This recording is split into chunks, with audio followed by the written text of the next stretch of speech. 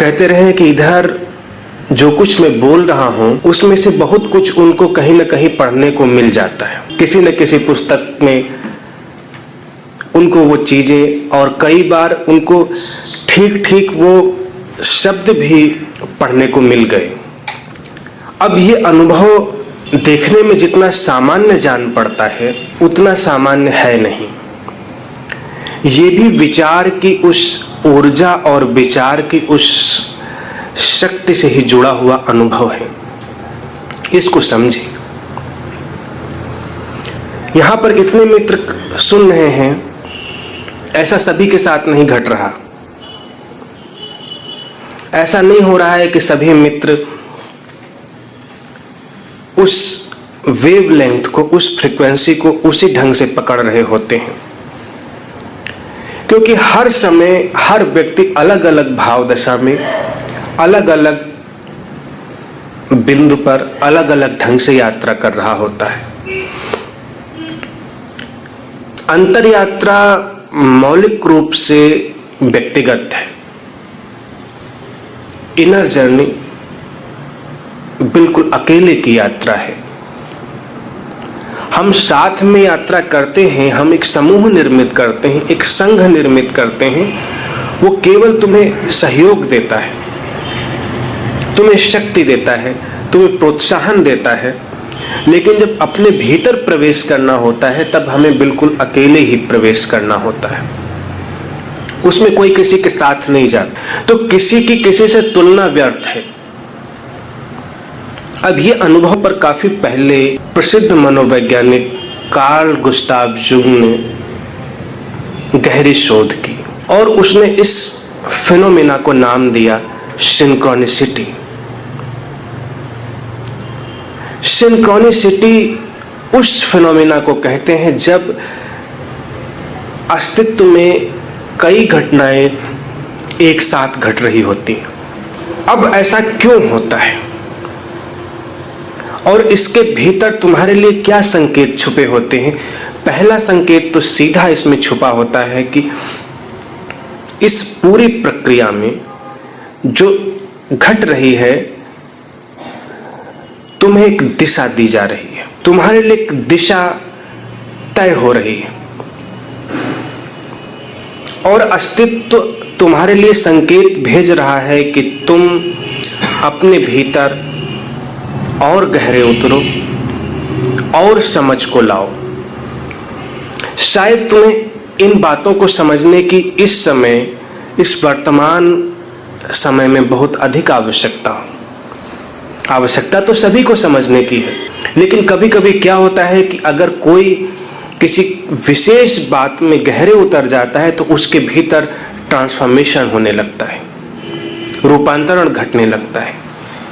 बातें सभी एक जैसी होती हैं, बातों में बहुत मौलिक अंतर नहीं होता, लेकिन कभी कोई बात जब तुम्हारे नजदीक आती है तो तुम्हारे लिए बिल्कुल नई हो जाती है और तुम्हें बदलने वाली हो जाती है।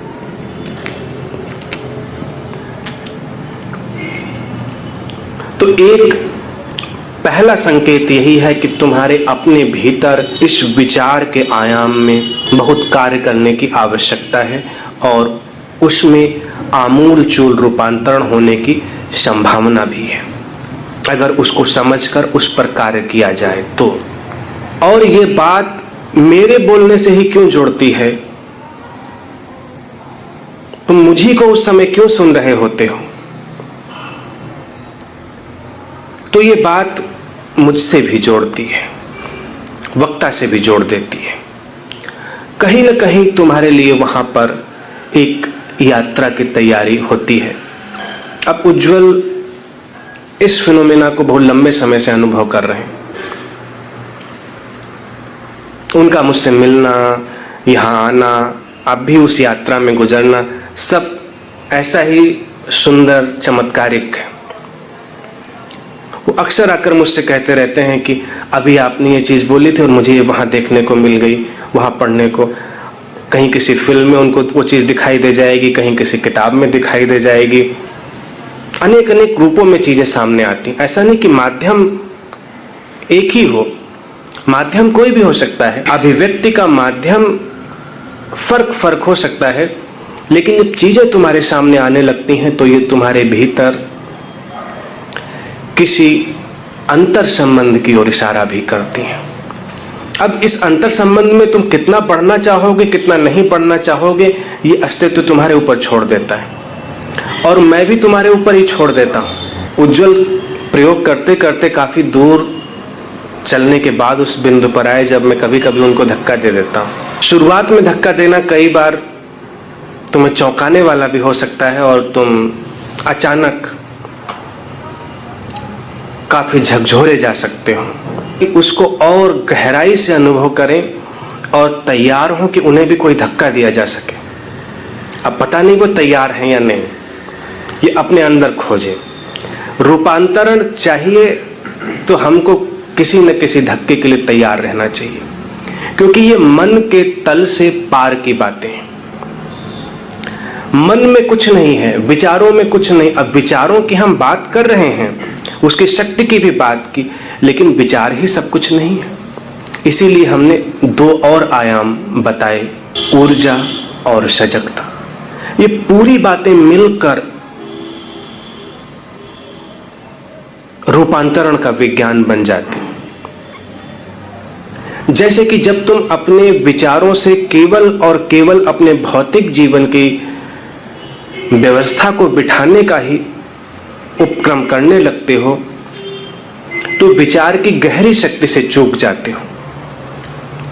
विचार की जो गहरी शक्ति है वो मौलिक रूप से तुम्हें निर्विचार में ले जाने के लिए।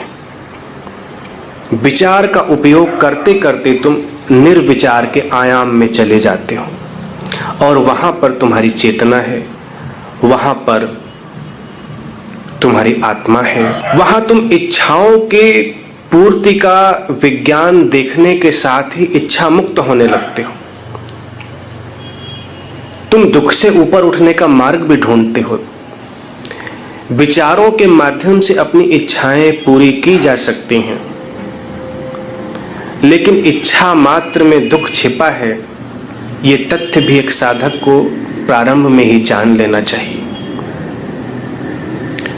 एक साधक अपने लिए कोई कल्पना लोक नहीं रचता है, कोई फेरी टेल अपने लिए नहीं क्रिएट करता है। वो तो सारी फेरी टेल से बाहर आ जाता है, देखता है कि संसार ऐसा है।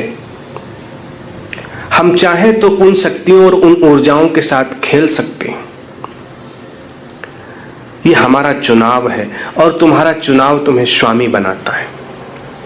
इसीलिए मैंने कहा विचार को जरूर समझें, उसकी शक्ति को जानें, तब तुम स्वामी बन जाओगे। अन्यथा विचार तुम्हारा उपयोग करते हैं, तुम उनके द्वारा खींचे जाते हो। कोई भी विचार तुम्हें कहीं से भी खींच लेता है।